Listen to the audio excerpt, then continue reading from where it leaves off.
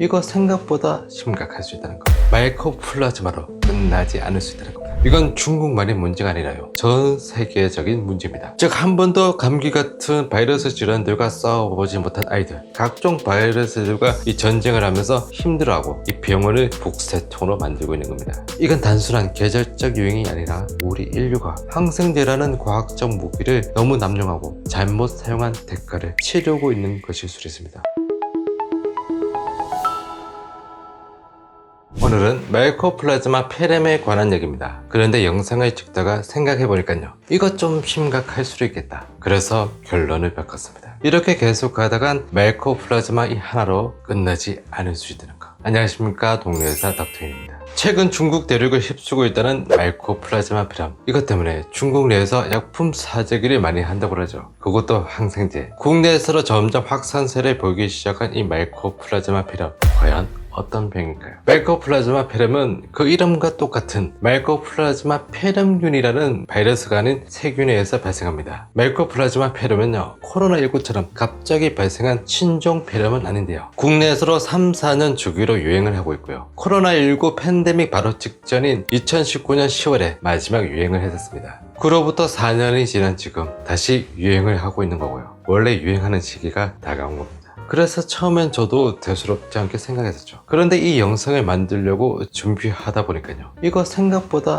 심각할 수 있다는 거. 마이코플라즈마로 끝나지 않을 수 있다는 겁니다. 그동안 마스크를 계속 사용하면서 유행하지 않았던 각종 감염성 질환들, 마스크를 벗으면서부터 마이코플라즈마 뿐만 아니라 인플루엔자를 비롯해 RSV, 이니로바이러스 같은 것들이 계속 유행을 하고 있습니다. 이건 중국만의 문제가 아니라요, 정도의 차이는 있겠지만 전 세계적인 문제입니다. 그래서 나온 얘기가 바로 면역 부치인 거죠. 면역을 빚지고 있다는 의미. 마스크를 계속 사용하면서 오랜 기간 사회적 거리두기를 하다 보니까 바이러스 질환들을 접촉할 기회마저 없어진 거죠. 우리 몸의 면역계가 바이러스와 싸울 기회가 없었던 겁니다. 즉, 면역계가 외부와 접촉하면서 성숙할 기회마저 잃어버린 거죠. 코로나19 팬데믹 전후로 태어난 아이들, 즉 한 번도 감기 같은 바이러스 질환들과 싸워보지 못한 아이들, 지금 현재 이 아이들이 각종 바이러스들과 이 전쟁을 하면서 힘들어하고 이 병원을 북새통으로 만들고 있는 겁니다.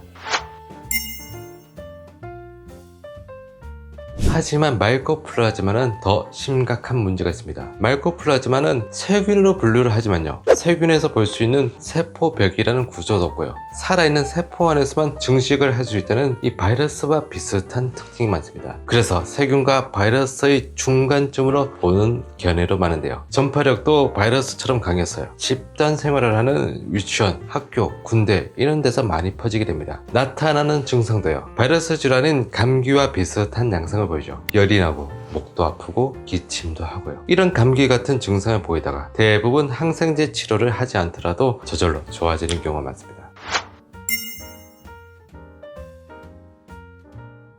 문제는 여기서부터입니다. 간혹 심할 경우 기관점이나 폐렴으로 이어지기도 하는데요, 예전에는 마크로라이드계 항생제로 잘 치료가 되었지만 이젠 아니라는 겁니다. 왜? 바로 항생제 내성을 보이는 마이코플라즈마 때문인 거죠. 그리고 2011년 기점으로 점점 내성균 비율이 높아지고 있고요, 우리나라가 포함된 서태평양 지역, 그 중에서도 중국, 일본, 대만, 한국 순으로 가장 높다는 겁니다. 그런데요, 이런 상황에서 지금 중국에서는 어떤 일이 벌어지고 있습니까? 바로 약품 사재기, 그것도 마이코플라즈마 치료제인 1차 항생제를 마구 사들이고 있다는 겁니다. 미친 짓이죠. 전 세계 항생제의 과반수 이상을 이 중국에서 소비한다는 말도 나올 정도입니다. 지금 우리나라뿐만 아니라 전 세계적으로 의약품들이 계속 품절이 일어나고 있는데요, 그 원인 중 하나가 바로 중국인들의 의약품 사재기라는 말도 있습니다. 단순 사재기로 모으고만 있는지 계속 복용하고 있는지는 잘 모르겠지만요, 전 세계에서 마이코플라즈마 항생제 내성 비율이 이 가장 높은 지역이 바로 중국이라는 통계자료, 단순 사재기만은 아닐 수 있다는 거죠. 중국인들의 이런 행동들, 마이코플라즈마를 넘었어요, 각종 항생제 내성균들을 더 많이 만들어낼 수 있다는 겁니다. 중국 국가 차원에서 어떤 조치를 하지 않는 이상 정말 무서운 일이 벌어질 수 있다는 거죠.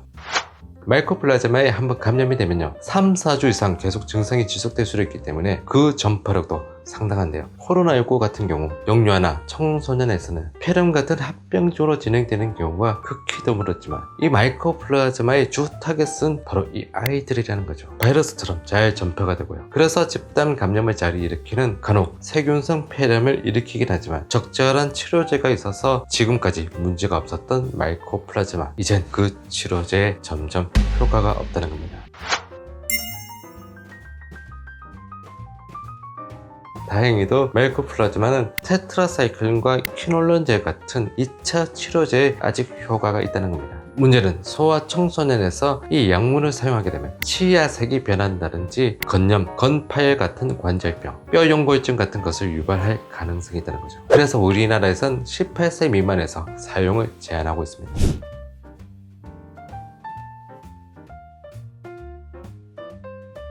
그러나 지금은 예전과 상황이 많이 바뀌었죠. 2011년 이후 3번의 마이코플라즈마 폐렴 대유행이 있었는데요. 4년이 지난 지금 다시 유행을 시작하고 있는 겁니다. 문제는 점점 항생제 내성균 비율이 높아지고 있다는 거죠. 그래서 치료에 반응이 없는 중증 환자가 늘어나고 있는 거고. 그래서 일본, 홍콩, 싱가포르 같은 데서는요, 소아에게서도 신중하게 고려해서 2차 항생제 사용을 허용하고 있습니다. 폐렴이 너무 심해져서 위험할 수도 있는데 동물실험에서 잠시 나타난 비가역적 손상도 아닌 가역적인 손상, 즉 약물을 중단하게 되면 회복이 되는 것을 가지고 2차 항생제 사용을 원칙적으로 못하게 한다는 건 말이 안 되니까요.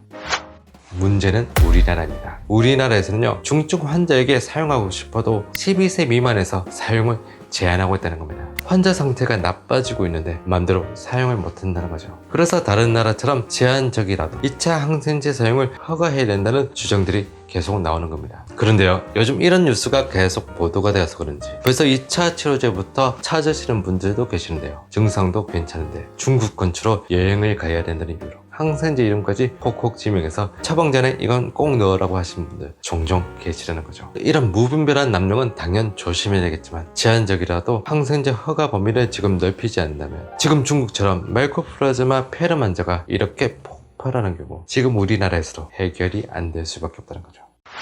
지금 중국의 마이코플라즈마 폐렴 사태, 이건 단순한 계절적 유행이 아니라 우리 인류가 항생제라는 과학적 무기를 너무 남용하고 잘못 사용한 대가를 치르고 있는 것일 수 있습니다. 앞으로 다가올 수 있는 또 다른 감염병의 위기, 이젠 바이러스가 아닌 세균, 그것도 항생제에 듣지 않는 내성균, 생각보다 더 빠른 속도로 우리에게 다가올 줄은 모른다는 겁니다. 시청해 주셔서 감사합니다.